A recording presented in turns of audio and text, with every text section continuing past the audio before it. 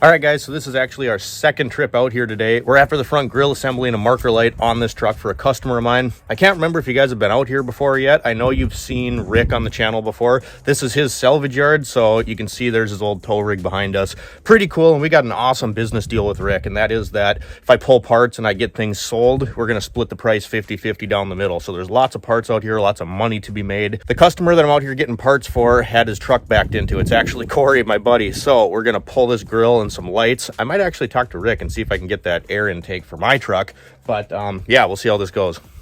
I am going to pull this intake as long as we're out here and ask him what he wants for it. You know, more power, baby.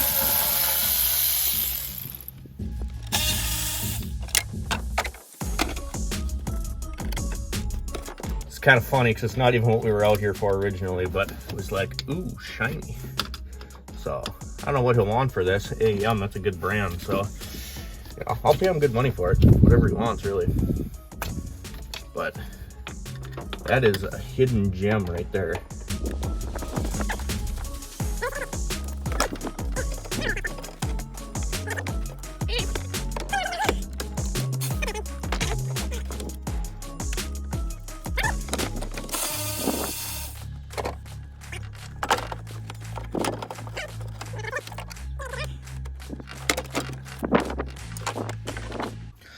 So I think next, obviously there's some Phillips. I'm gonna take this shroud off of here. We're after this piece.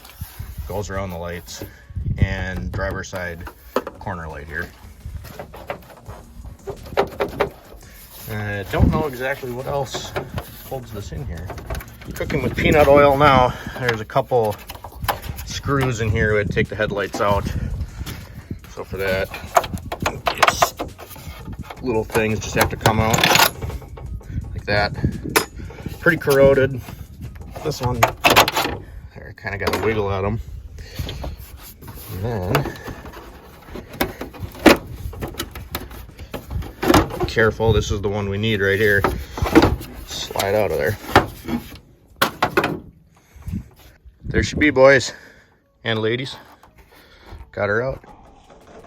All right, so we got the parts we needed, basically the front clip of the truck. Putting my cheap ass tools away. This kit again is from Harbor Freight. Just keep it in the truck so when I have to come do stuff like this, I don't lose all my snap-on shit. I could spend all day walking around here, guys. There's so much stuff. There's so many cool cars out here. We might try to set up something with a derby car this summer, and hopefully Rick has something out here that I could buy. Maybe we'd make a shift wrench repeat / Rick's towing and recovery drift car and enter it into the fair. So I don't know. Super awesome connection, guys. When you're doing business, you got to build connections like this. It's just a must. So we got this stuff. We're gonna head back to the garage and see what we got to do to prep the parts, show you some Audi stuff, bring you along on the vlog. So we'll get back with you in a little bit. One more thing, guys, on top of this being a really cool old truck, look at that. This is actual paint. You know, someone painted this on the truck. That ain't a sticker. That's painted on. Super cool.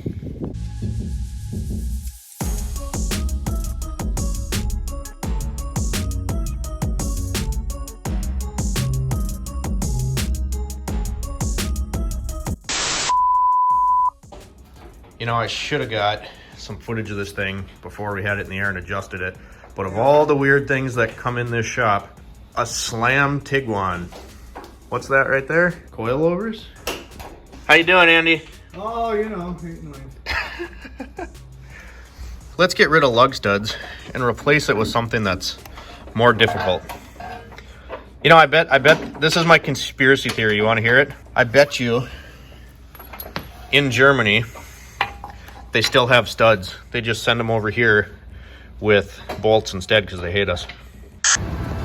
What you whining about in there? You gonna drive? All right, so I know you can't see it now. We're at the gas station. Obviously, the truck just takes 87. Premium, so this actually dropped like 20 cents, which is great. 30 cents. This, it's $4.50 a gallon. There it is right there, $4.49.9 a gallon. Not driving the Audi anytime soon. You go back to your side. Go to your side. Yep.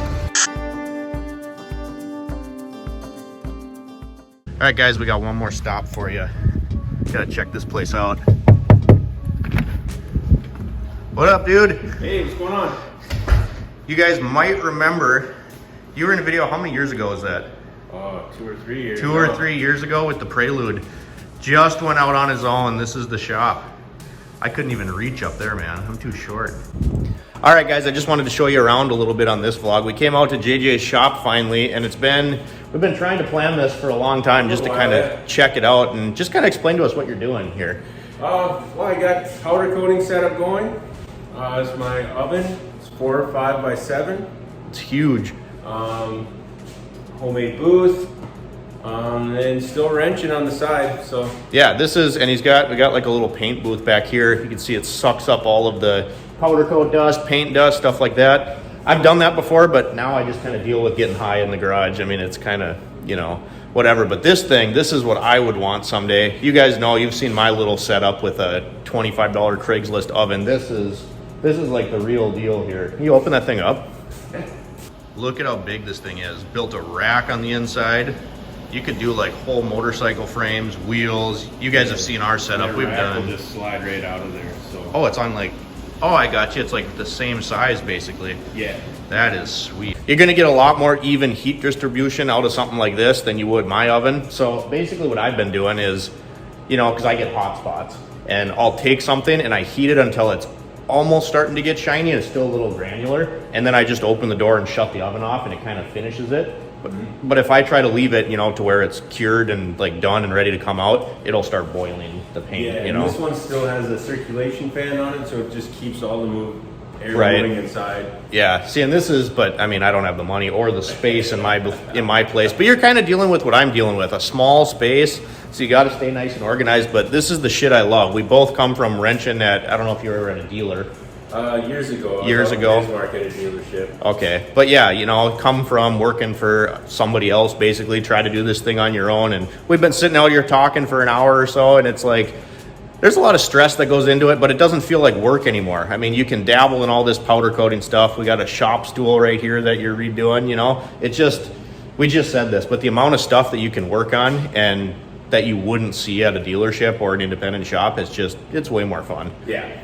Yeah. Brings the passion back. It really does. You know, even Andy's that Civic, I built that little intake piece last week. It's like, I'd never do that. And I'm not a machinist, but I can do it. And the prices, you know, are good enough for him. So I don't know, man. It's fun. I love seeing this kind of shit. People getting out of the 9 to 5 and, you know, just grinding, getting shit going. So I don't know, you guys. I'm going to close this little one out, I think. I just kind of wanted to show you the inside of this. I've been meaning to come out here for a while. So thanks for watching the video. If you liked the video, drop me a comment down below. Subscribe if you've not already. We'll see you next time.